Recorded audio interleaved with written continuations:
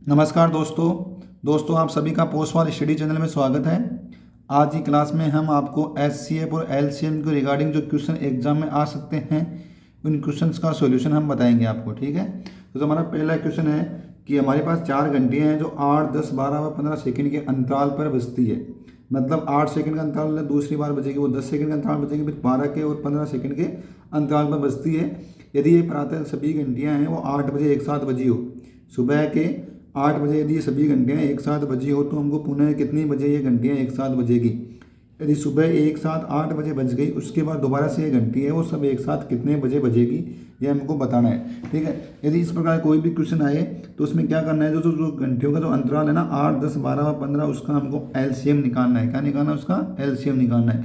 तो देखो 8, 10, 12 और 15 क्या निकालेंगे हम? एलसीएम निकालेंगे। तो जब हम इसका एलसीएम निकालेंगे तो इसका एलसीएम 120 आ जाएगा। कितना आ जाएगा? 120 आ जाएगा। अब देखो 120 एलसीएम कैसे आएगा, दिया गया है एलसीएम की जो हमारी फर्स्ट क्लास है उसमें हमने बताया कि एलसीएम किस प्रकार से निकालते हैं। तो वहाँ पे जाके आपको एलसीएम निकालने की जो क्लास है वो देख सकते हो, उसका लिंक है वो डिस्क्रिप्शन में दिया गया है। ठीक है, तो इसका जो एलसीएम आ गया 120 आ गया। 120 क्या है? देखो ये सेकंडों में दे रहे, तो 120 क्या हो जाएगी? सेकंड हो जाएगी।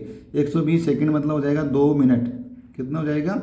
2 मिनट। ठीक है, क्योंकि 1 मिनट में 60 सेकंड होते हैं, तो 120 में 2 मिनट हो जाएगी। ठीक है, अब देखो यदि ये प्रातः 8 बजे एक साथ बजी तो पुनः मतलब इसके 2 मिनट बाद वो बज जाएगी। तो 8 बजे तो बज गई, 8 बजे में क्या था? 2 मिनट बाद में, तो 8 बजे और 2 मिनट में 8 बज के 2 मिनट में वो घड़ी दोबारा से बज जाएगी। ठीक है, तो ऑप्शन बी इसमें हमारा करेक्ट आंसर हो जाएगा।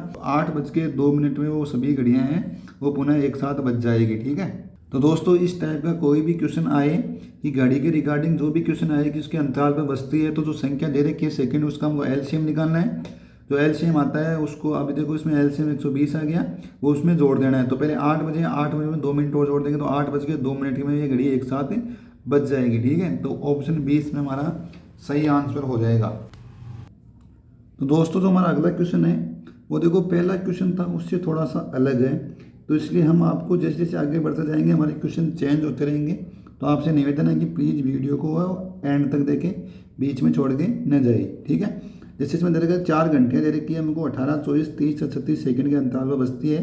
तो हमको बताना है कि 18 मिनट में कुल कितनी बार बजेगी। ठीक है, तो इस प्रकार देखो अभी जो पहला क्वेश्चन बताया था मैंने कहा वो घंटियों के रिगार्डिंग कोई भी क्वेश्चन आ जाए और सेकंड का अंतराल दे रखा है, तो जो सेकंड दे रखी है उनका हमको एलसीएम निकालना है। जो अंतराल दे रखा है उनका हमको एलसीएम निकालना है।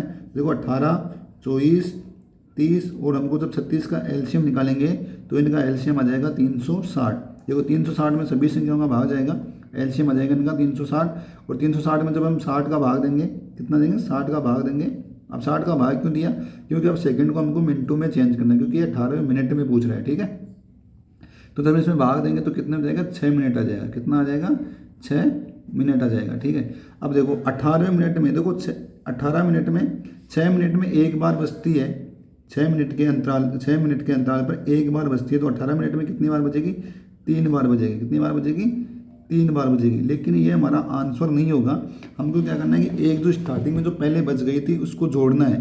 तो 3 बार तो 18 मिनट में बज गई थी, उससे पहले एक बार पहले भी बजी थी। ठीक है, तो उसमें क्या जोड़ना है? 1 जोड़ना है 3 में, तो 3 रे कितना हो जाएगा? 4। तो ये घंटी कितनी बार बजेगी? 18 मिनट में 4 बार बजेगी। ठीक है, तो ऑप्शन 20 में हमारा सही हो जाएगा। ठीक है, तो दोस्तों हमारा अगला क्वेश्चन है वो इस प्रकार से है कि हमको 2 संख्या दे रखी है जिनका एचसीएफ और एलसीएम दे रखा है 12 और 600 है। यदि एक संख्या 24 और दूसरी संख्या ज्ञात करनी है, तो आपको मैंने पहली क्लास में बताया कि अगर 2 संख्या दे रखी है उनका एचसीएफ और एलसीएम दिया हुआ है, उनका एचसीएफ और एलसीएम का गुणनफल है वो दोनों संख्याओं के गुणनफल के बराबर होता है। ठीक है, देखो 12 गुणा 600 का गुणनफल है, यानी एचसीएफ और एलसीएम का गुणनफल है दोनों संख्याओं के गुणनफल के बराबर होती है। तो पहली संख्या देखो 24 दे रखी है, दूसरी संख्या हम अक्स मान लेंगे। ठीक है, तो अब देखो अक्स बराबर हो जाएगा 12 गुणा 600 बटा 24। कितना हो जाएगा? बटा 24 हो जाएगा। तो ये 2 बार गया, ये कितनी बार गया? 300 हो गया। तो पहली संख्या कितनी हो जाएगी? 300 हो जाएगी। ठीक है, अब देखो दोनों संख्या का औसत पूछा है, तो औसत बराबर होता है राशियों का योग बटा राशियों की संख्या। तो राशि कौन कौन सी है? देखो एक संख्या और 2 संख्या, 2 संख्या दे रखी है, दोनों संख्याओं का जोड़ करना है। ठीक है, तो राशियों का योग, तो एक संख्या देखो 300 दे रखी है, दूसरी संख्या हमको दे रखी है 24 दे रखी है। कितनी दे रखी है?